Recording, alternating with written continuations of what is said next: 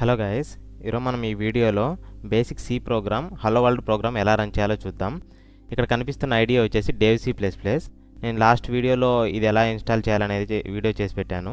ఇంకా మీరు మొబైల్లో కూడా ఎలా ఇన్స్టాల్ చేసి ప్రోగ్రామ్ రన్ చేయాలనేది కూడా చెప్పాను. మీరు ఒకవేళ ఆ వీడియో చూడకపోతే అక్కడికి వెళ్ళేసి ఫస్ట్ అది డౌన్లోడ్ చేసుకోండి. ఇక వీడియోలోకి వెళ్దాం. ఇక్కడ మనం న్యూ ఫైల్ క్రియేట్ చేయాలంటే ఒకటి file and new source file అని క్రియేట్ చేయొచ్చు. లేదంటే కనుక మనం కంట్రోల్ ఎన్ క్లిక్ చేసామంటే మనకు డైరెక్ట్గా ఫైల్ అనేది ఓపెన్ అవుతుంది. ఇక్కడ మనకు ఫైనల్గా వచ్చే అవుట్పుట్ ఏంటంటే హలో వరల్డ్. ఇది మన ఫైనల్ అవుట్పుట్.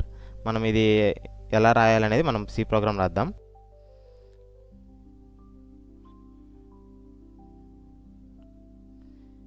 ఇక్కడ ఈ లైన్ ఉంది కదా, ఈ లైన్ ఏం చేస్తుందంటే మనకి ఇక్కడ stdio.h అనేది ఏంటంటే ఇది ఒక స్టాండర్డ్ ఇన్పుట్ అవుట్పుట్ లైబ్రరీ అనమాట.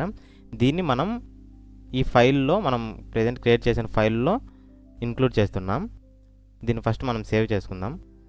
ఇది ఎలా సేవ్ చేయాలంటే మనం ఈ ప్రోగ్రామ్ వచ్చి హలో వరల్డ్ కాబట్టి హలో వరల్డ్ .c అని ఇస్తున్నాను ఫైనల్గా ఎక్స్టెన్షన్. ఈ .c అనేది ఎందుకు ఇవ్వాలంటే మనం రాసే సి ప్రోగ్రామ్ కాబట్టి మనం .c అని ఇస్తున్నాం. అదే ఒకవేళ జావా అయితే కనుక .java అని ఇస్తాం. అదే పైథాన్ అయితే .py అని ఇలా డిఫరెంట్ ఎక్స్టెన్షన్స్ ఇస్తాం. ఇక్కడ నేను .c అని సేవ్ చేస్తున్నాను. ఇక్కడ మనకు హలో వరల్డ్ .c అని సేవ్ అయింది. ఈ ఫైల్లో మనకు ఈ లైబ్రరీ అనేది ఇంక్లూడ్ అయింది. ఇక్కడ ఇంటూ మెయిన్ అని రాసాం కదా, ఇది మెయిన్ ఫంక్షన్ మనకు ఈ ప్రోగ్రామ్ మొత్తానికి. మనం ఇది రన్ చేసామంటే ఫస్ట్ మెయిన్ ఫంక్షన్ నుంచి ఎగ్జిక్యూట్ అవుతుంది. మనం మిగతా ఎన్ని ఫంక్షన్స్ ఆల్రెడీ రాసుకుని ఉన్నా కానీ మనకి ఈ మెయిన్ ఫంక్షన్ నుంచి స్టార్ట్ అవుతుంది ఎగ్జిక్యూట్ అవ్వడం.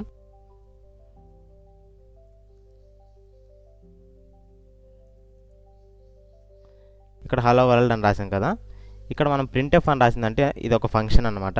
ఇది stdio.h అనే లైబ్రరీ ఉంది కదా, ఆ లైబ్రరీలో ఇది ఒక ఫంక్షన్. ఒకవేళ మనం ఈ లైన్ రాయకపోతే ఈ printf అనేది ఫంక్షన్ లేదని చెప్పేసి మనకి ఎర్రర్ అనేది చూపిస్తుంది. సో మనం ఫస్ట్ అది ఇంక్లూడ్ చేసుకోవాలి. మనం ఏదైనా ప్రోగ్రామ్ రాస్తే ఫస్ట్ మాత్రం మీరు ఈ లైన్ రాసి పెట్టుకోవచ్చు. ఫైనల్గా రిటర్న్ 0. ఇదేంటంటే మనకు ఈ ప్రోగ్రామ్కి ఎండ్ అని చెప్పచ్చు. ఈ కంపైలర్ ఏం చేస్తుందంటే మనకి ఇక్కడ రిటర్న్ 0 అంటే ఈ ప్రోగ్రామ్ ఎండ్ అయింది అని అది అర్థం చేసుకుంటుంది. మనం రాసిన తర్వాత దీన్ని ఒకసారి కంట్రోల్ వేసుకుంటామంటే సేవ్ అవుతుంది. తర్వాత దీన్ని కంపైల్ చేయాలి. కంపైల్ చేస్తే ఏమవుతుందంటే మనకి ఇక్కడ ఏమైనా ఎర్రర్స్ ఉన్నాయా, వార్నింగ్స్ ఏమైనా ఉన్నాయని చూపిస్తుంది. మనకి ఇక్కడ ఈ ప్రోగ్రామ్లు ఏం లేవు కాబట్టి వార్నింగ్స్ ఎర్రర్స్ 0 వచ్చాయి. తర్వాత మనం ఈ ప్రోగ్రామ్ రన్ చేయాలి.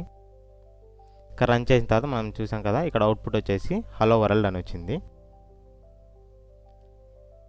ఇక్కడ మనం ఈ డబల్ కోట్స్లో ఏమైతే రాస్తామో అది మనకు అవుట్పుట్లా వస్తుంది. హలో అనే కాదు, hello, hi, how are you మనం ఏం రాసామంటే కంపైల్ చేసిన తర్వాత రన్ చేసామంటే ఇదో hello, hi, how are you. ఇది గుర్తుపెట్టుకోండి, మనం ఇక్కడ డబల్ కోట్స్లో ఏమైతే రాస్తామో అది మన ఫైనల్ అవుట్పుట్గా వస్తుంది.